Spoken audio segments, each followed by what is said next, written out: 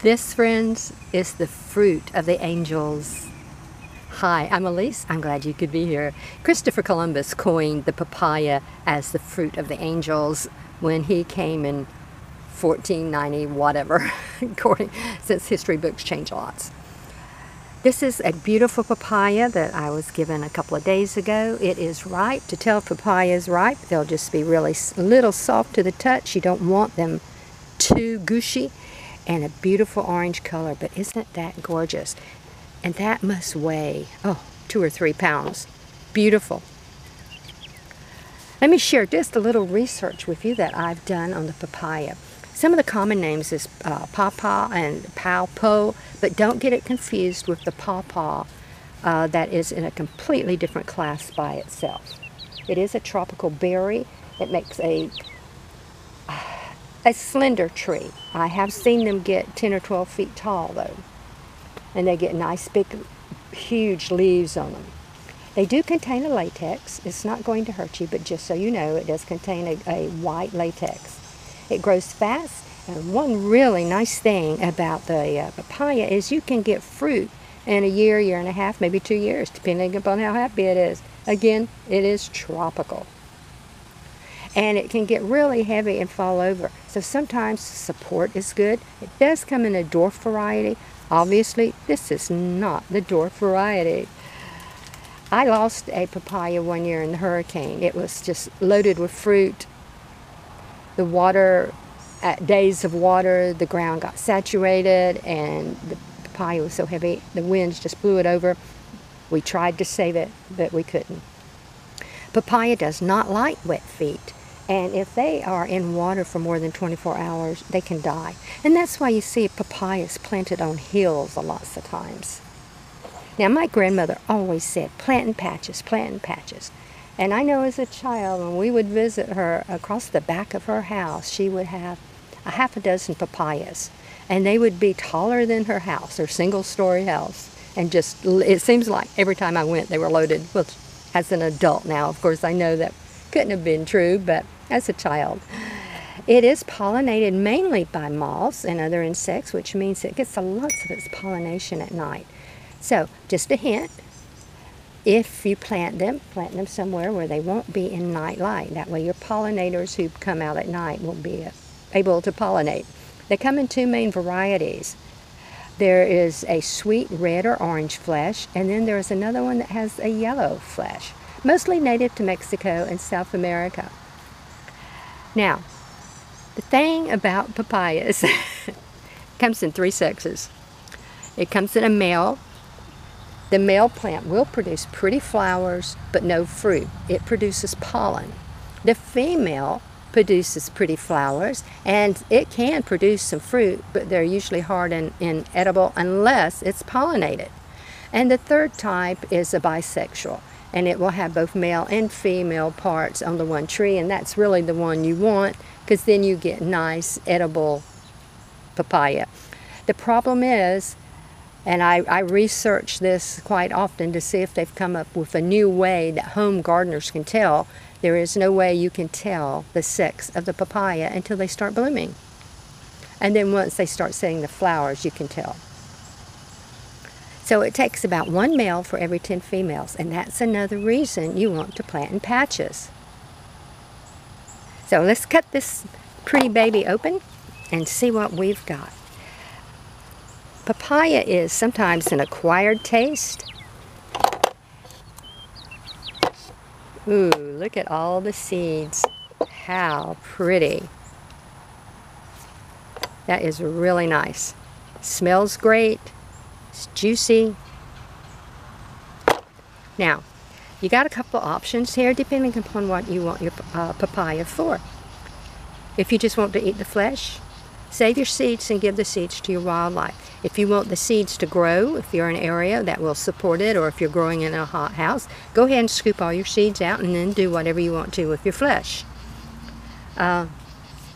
You can cook with papaya. It has an enzyme in it. It's loaded with nutrients and vitamins. It's really, really good. So, the first thing, scoop your seeds out. You can use a spoon, you can use your hand, you can use whatever you wish.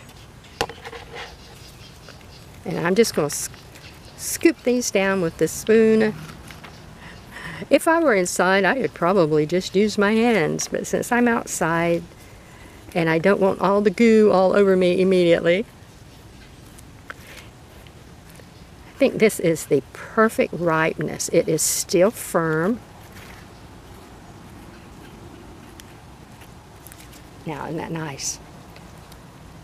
From here, you can peel it, you can cut it, you can slice it, you can do whatever you wish with it. Isn't that nice? Isn't that pretty?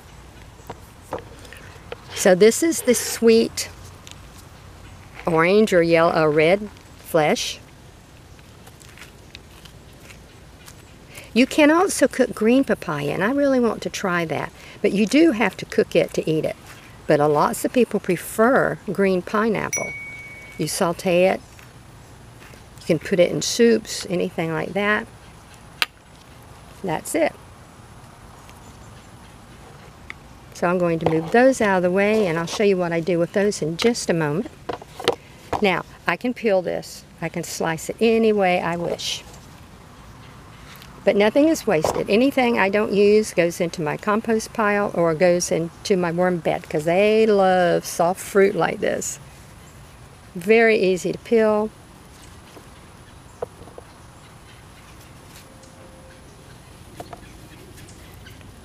I think my knife is a little overkill here, but I wanted it to cut it with initially, and I didn't set a smaller knife out. But this works.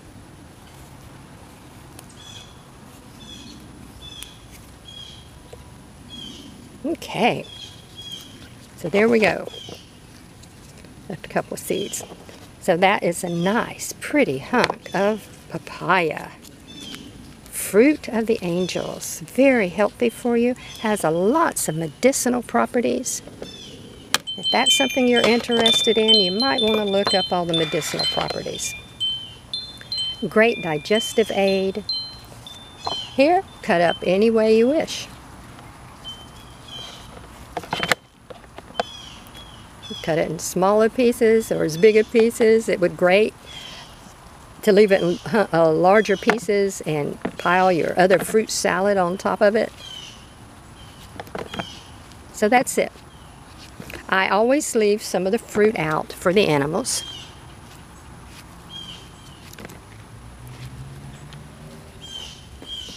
And that's it. I will finish that later. I am going to cut this up just a little bit smaller so I can get my lid on it since we are outside. There. Again, this will go into my compost pile or to my worms. Nothing is wasted. Now, the seeds. The seeds used to be classed as recalcitrant, which simply means they don't hold their viability long, they can't be dried out, and they can't get cold. And papayas themselves, since they are tropical, they will freeze easily. Anything below like 29 to 30 degrees for any extended time will kill your plant. All I do is I wash these. Now they are covered with a goo. Some folks call it an aerial, but according to my research, it's really not an aerial. It's a sarcotesta, which is a goo around it, and there is a difference between that and an aerial. But that's all you do. You can just squish that a little bit. Now, what I'm going to do is I'm going to put it in a strainer and run the water hose over it, and it will get rid of all this pulp for me. And then I'm just going to take my fingers and my hands and I'm going to squeeze. That's all. And that will get rid of that goo enough. I'm not real anal about it. I've always had really good luck. If you're planting papaya, plant your seeds as soon as possible. I've never had a problem. I've had massive amounts of papayas come up. So then you can plant them in individual pots or cells, or you can plant them in mass. Let me move this out of the way. I'm going to scan the camera up. Wash my glove off just a little bit so I don't have to touch the tripod. with all the goo. In the back here, I have some plants that I just repotted. These were volunteers that came up. I always leave a little papaya out, and I always leave some seeds out for the animals, for the wildlife. So they gift me back little seedlings, and I'm always picking up little papaya seedlings all over the yard. And so I've just repotted these, and I have about 4 more the size of the one in the back. I put them in 2-gallon pots. I want to share my big papaya tree with you.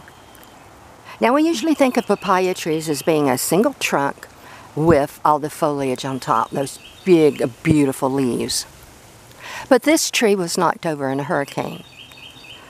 The hurricane winds, the ground was saturated, and the papaya fell over. When it fell, it broke the main trunk. So I wanted to try and save it. We came out, we stood it back up, built up a little mound for it to be on. And we went ahead and cut back, made a clean cut as much as possible where the papaya had broke. We cut it at a little bit of an angle so any water would run off, but we also patted it with aloe vera gel to use as a fungicide. And pretty soon it started growing, and it put out these really nice, sturdy trunks or branches. And look, it just goes up and up, about 15 feet tall. It really grew. And there are blossoms at the top, and I see a few young fruits. Really nice. Now, the only thing about letting your papaya grow this tall is harvesting the fruit. But it's okay. We saved the tree. Even if we don't get fruit, we still have a beautiful tree for our landscape. You can, although it's not recommended always, prune your papaya trees back. In my experience, the younger the tree is, the more likelihood that the tree might not make it. If you've got a 2, 3, 4 foot tall tree, you can prune it back a little bit and get branched growth. So, technically, after we did the first major cut to repair it from the hurricane, we should have come back in when it was, I don't know, 3 or 4 feet tall and pruned it off again. But we didn't. I just let it grow. Again, if it doesn't produce fruit that we can get to, that's fine. It's good for the pollinators, it's good for the wildlife, it provides some shade, and it's a beautiful tree, about 15 foot tall. So don't be afraid to try and play with your papaya trees. If you have extra papaya trees, and if you want to try to do some pruning on them, go ahead and do it. It's your papaya tree, it's your landscape. Really neat. I'm outside, I'm ready to plant some of my papaya seeds. And I've had these soaking overnight. Papaya seeds are small, they're very hard, and they're rigid. They have all these little ridges on them. So they're not a smooth seed at all. So I'm going to plant these now. I'm just going to sow them in this container. I like to use these containers. Just make sure you have lots of good drainage holes. This is all-purpose potting soil. It has compost material in it. And I have wet it. And my seeds are wet. All I'm going to do is sprinkle them in. If you don't want to use this type of container, you can use little pots. You can use cells, whatever you want. I would put 2 seeds per cell, and you're going to plant them kind of shallow. But I have extra papaya seeds, so I'm just going to go ahead and sow these in. When they come up, all I will do is come back and pull out the strongest seedlings to transplant. All right, since you really can't tell where the seeds are, what I'm going to do is just come back and put a light dusting of soil on top.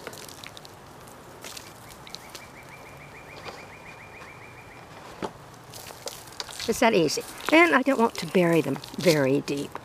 You can tell my soil has been sitting out underneath an oak tree, but that won't hurt.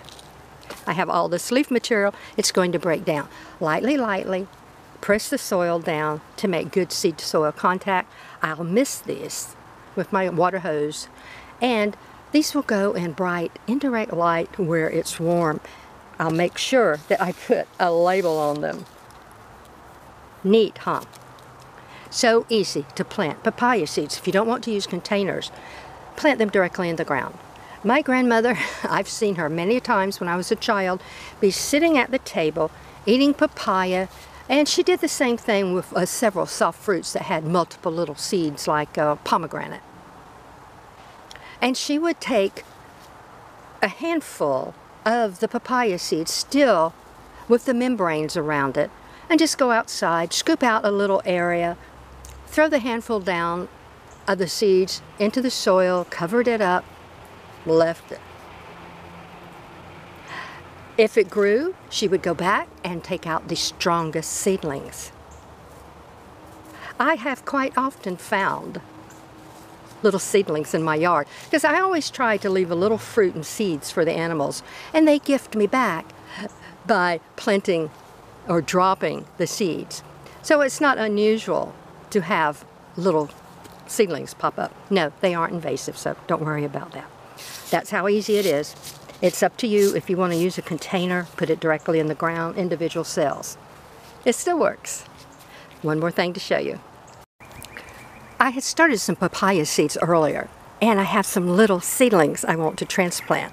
And so that's what I've been doing now for a few minutes. I want to share this with you. I use these cups all the time.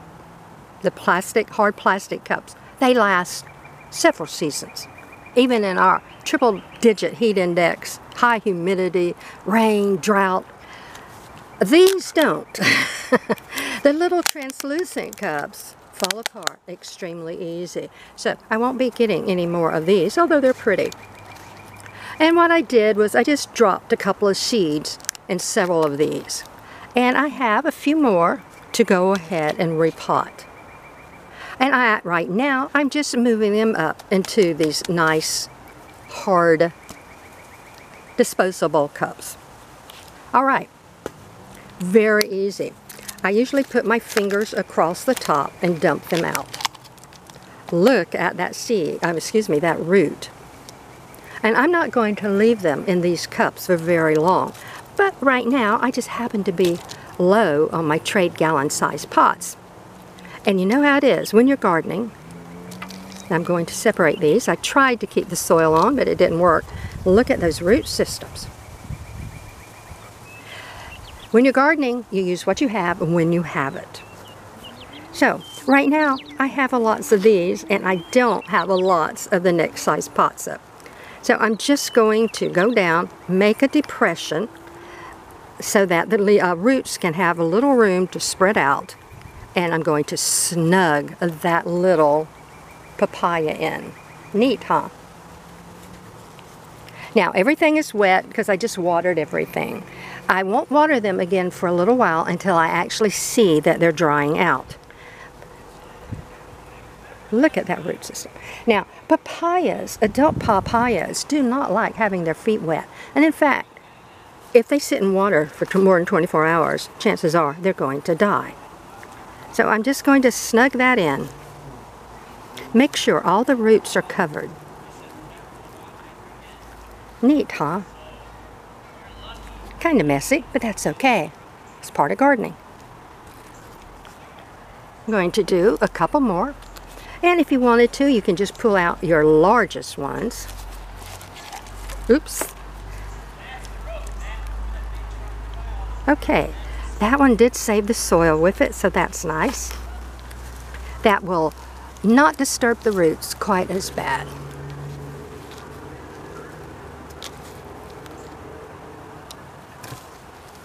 Snug it in, straighten it up, add some more soil. All right, these will go bright, indirect light. I'm not going to put them out in full sun yet, and I'll give them time to get through their stress. Next week, I'll start giving them diluted green tea fertilizers that we make.